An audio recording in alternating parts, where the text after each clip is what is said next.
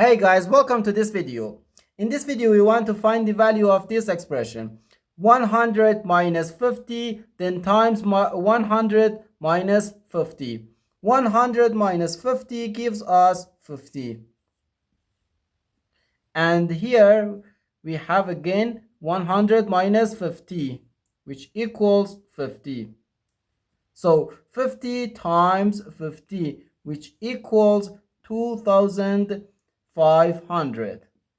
But this answer is not correct, because according to the order of operations, first we have to do parentheses, then exponents, then multiplication or division, and finally addition or subtraction.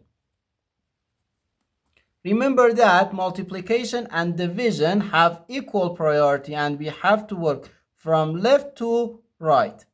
And the same applies to addition and subtraction.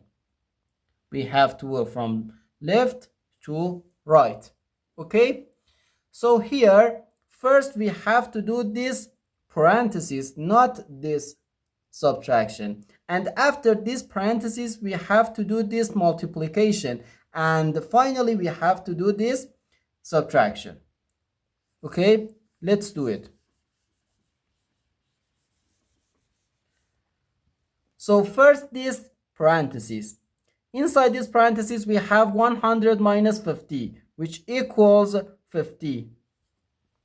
So therefore 100 minus 50 times 50.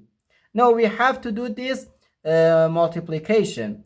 50 times 50 gives us 2,500. So 100 minus 2,500, which equals negative 2,400.